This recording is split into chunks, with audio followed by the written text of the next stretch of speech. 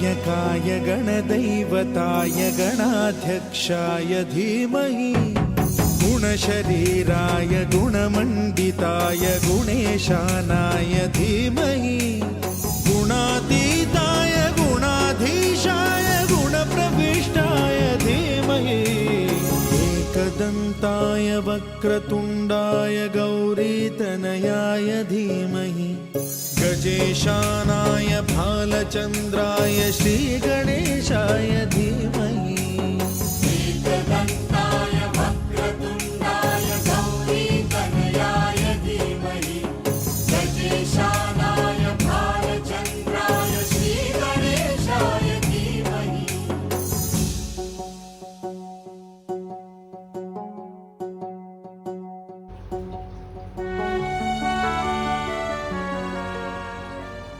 गणपति बाप्पा मोरया मंगलमूर्ति मोरया राम लक्ष्मण जानकी जय बोलो हनुमान की।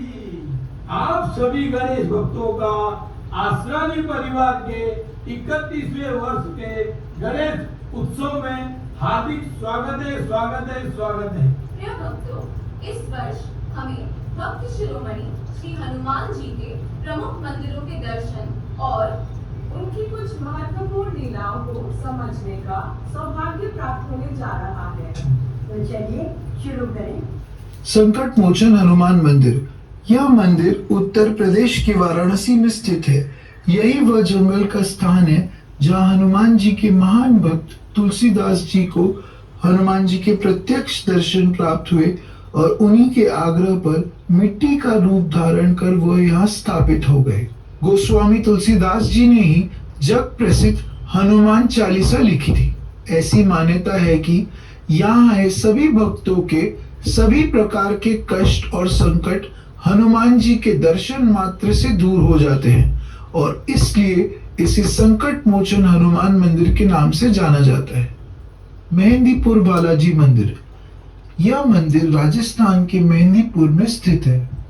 स्थानीय मान्यता के अनुसार पास के जंगल में मिली यह स्वयंभू मूर्ति को यहाँ स्थापित करने का आदेश बालाजी ने स्वयं श्री महंत जी महाराज के पूर्वजों को सपने में आकर दिया था।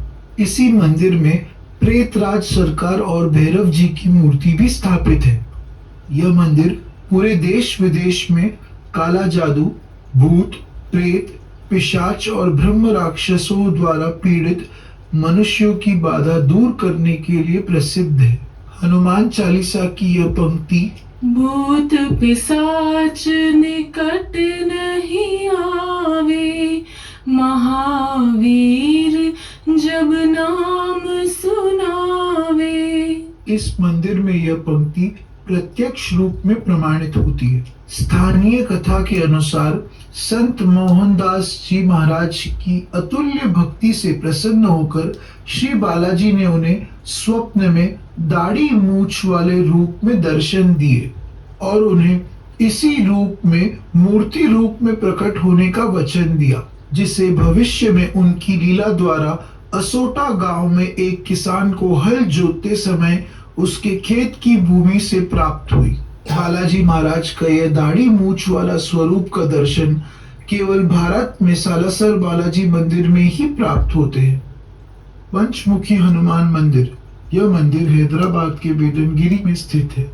पौराणिक कथाओं के अनुसार जब अहिरावण के बंधन से श्री राम लक्ष्मण को छुड़ाने पाताल हनुमान जी गए तो मकर ध्वज से युद्ध के पश्चात उन्होंने देखा कि वहां 5 दीपक 5 जगह पर 5 दिशाओं में दिखाई दे रहे थे। ऐसी मान्यता थी कि अहिरावण को मारने के लिए यह सभी दीपकों को एक साथ ही बुझाना होगा और इसलिए हनुमान जी ने पंचमुखी अवतार धारण किया और इसके बाद 5 दीपकों को एक साथ बुझाकर अहिरावण का वध कर दिया और श्री राम और लक्ष्मण को कंधे पर बिठाकर लंका की ओर लौट गए। लेटे हुए हनुमान या बड़े हनुमान जी मंदिर। यह मंदिर उत्तर प्रदेश के प्रयागराज में स्थित है। इस मंदिर में मौजूद हनुमान जी की मूर्ति लेटे हुए मुद्रा में है और इसलिए इसे लेटे हुए हनुमान जी के नाम से जाना जाता है। इस मूर्ति में पाताल लोक का दृश्य दिखाई पड़ता है। हनुमान जी के बाएं पैर के इधर कामदा देवी और दाएं पैर के नीचे अहिरावण दबा है। उनके दाएं हाथ में राम लक्ष्मण और बाएं हाथ में गदा शोभित है। पाताल में अहिरावण को मारकर जब हनुमान जी लंका की ओर लौट रहे थे, तब श्री राम और लक्ष्मण जी को अपने कंधे पर बिठाए हनुमान जी इसी स्थल के यहाँ राम जी का आदेश पाकर कुछ देर विश्राम करने लगे और इसलिए यहाँ स्थापित मूर्ति लेटे हुए मुद्रा में है। हनुमानगढ़ी मंदिर। यह मंदिर उत्तर प्रदेश राज्य के अयोध्या नगर में स्थित है। रावण पर विजय प्राप्त करने के बाद जब श्री राम अयोध्या लौटे तो इसी स्थान पर हनुमान जी को ठहरने का आदेश दिए और इसी स्थान को अयोध्या के राजमहल का मुख्य द्वार भी कहा जाता है। प्रभु श्री राम ने हनुमान जी से यह भी कहा कि जो भी भक्त मेरे दर्शनों के लिए आएंगे उनके लिए यह आवश्यक होगा कि वह मुझसे पहले आपकी पूजा अर्चना करें, और इसलिए जब भी आप श्री राम मंदिर या अयोध्या के अन्य किसी भी मंदिर जाएंगे तो सबसे पहले हनुमानगढ़ी में जाकर उनकी पूजा अर्चना करें। यह भारत का इकलौता ऐसा मंदिर है जहां हनुमान जी सिंहासन पर विराजमान हैं और राम जी, सीता माता, लक्ष्मण आदि सिंहासन के पीछे खड़े नजर आते हैं।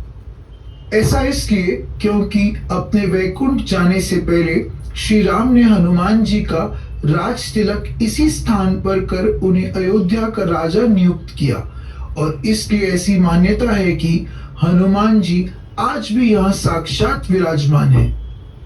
हनुमान दांडी मंदिर।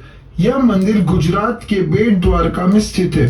यूं तो श्री राम भक्त हनुमान बाल ब्रह्मचारी है, किंतु लंका दहन के बाद जब जलती हुई पूंछ को समुद्र में डाला तो उनके शरीर से पसीने की कुछ बूंदें मगरमच्छ के मुख में जा गिरी, जिससे मकर ध्वज का जन्म हुआ, जिसका निचला आधा शरीर मकर का और ऊपर का आधा भाग वानर का है। ऐसी मान्यता है कि यह मंदिर वही स्थान है जहां हनुमान जी पहली बार अपने पुत्र मकरध्वज से पातालपुरी में मिले थे। पूरे विश्व का यह एकमात्र मंदिर है जहां दोनों पिता पुत्र एक साथ वानर रूप में न होकर मानव रूप में स्थापित है। बेड़ी हनुमान मंदिर। यह मंदिर ओडिशा के जगन्नाथपुरी में स्थित है।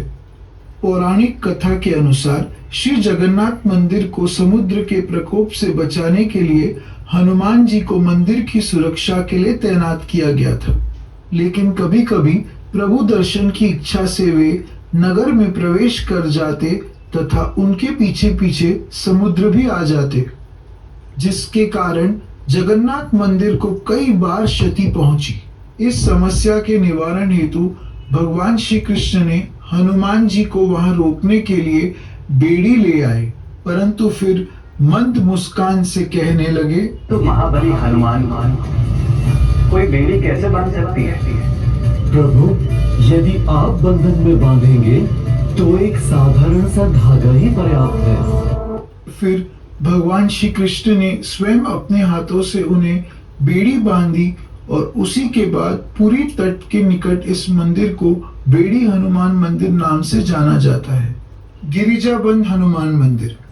यह मंदिर छत्तीसगढ़ के रतनपुर में स्थित है। भगवान शिव के यह चिरंजीवी अवतार यहाँ एक अनोखे रूप में पूजे जाते हैं।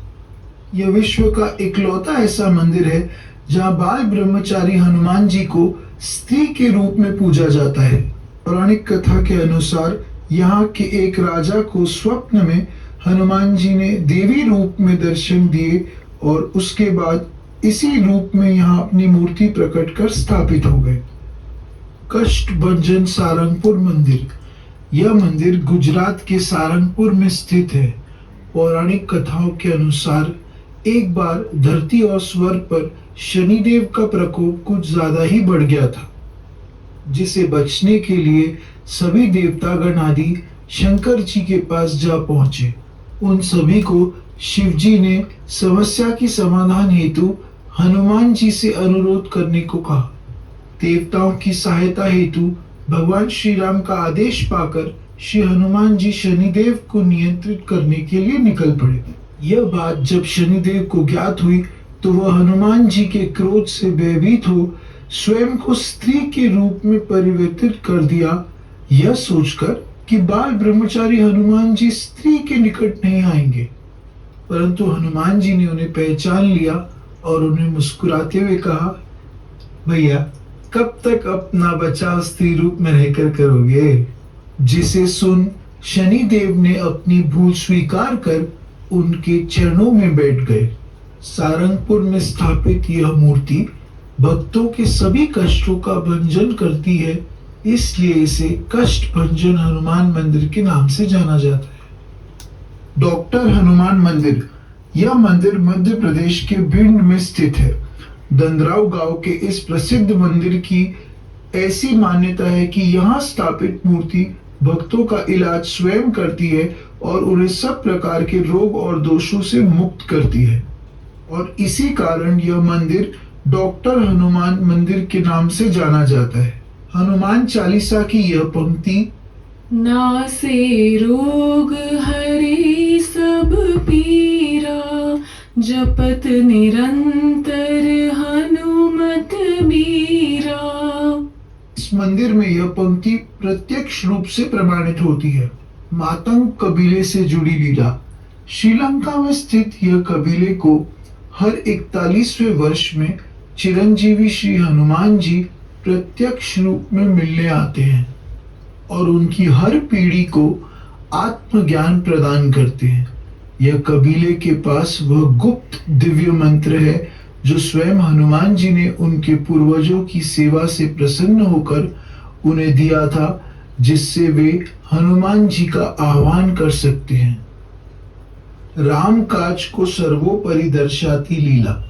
अशोक वाटिका में कैद सीता माता की खोज के लिए जब सूक्ष्म रूप धारण कर हनुमान जी लंका गए तो सारी स्त्रियों में सीता माता की पहचान करते समय वे एकाएक विचार करने लगे, मैं तो बाल ब्रह्मचारी हूं, परंतु राम काज पूर्ण करने के लिए मुझे सीता माता की पहचान करनी ही होगी, और ऐसा करते समय सभी स्त्रियों का मुख यदि देखना भी पड़े तो व्यक्तिगत धर्म को राम काज के लिए त्यागना ही उचित होगा। रोम रोम में सिया राम को दर्शाती लीला। सीता माता से भेंट में प्राप्त हुई स्वर्णमाला जब हनुमान जी को उन्होंने दी तो वे उस माला को पूर्णतः निहारने के बाद एकाएक उसे तोड़ दिए और उसके एक एक स्वर्ण के मोती में श्री राम की छवि खोजने लगे, और जब उन्हें पूरी माला में श्री राम रूप नहीं दिखा तो उन्होंने उस माला को फेंक दिया। यह देख विभीषण जी, जिन्होंने यह माला माता जानकी को भेंट में दी थी, क्रोधित हो उठे और कहा,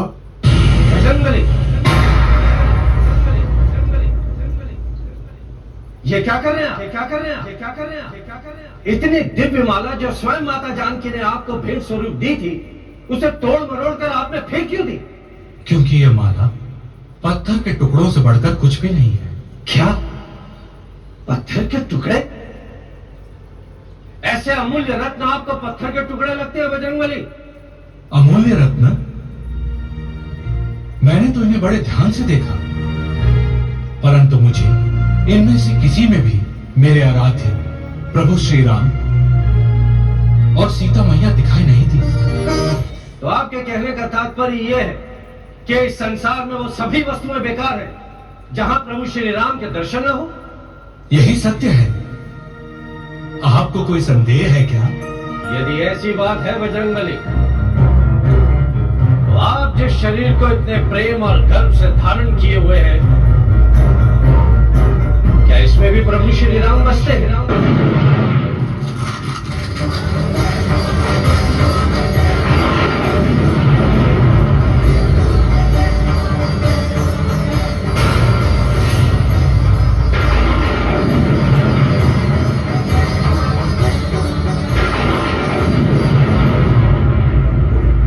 राम हनुमान को कंठ लगा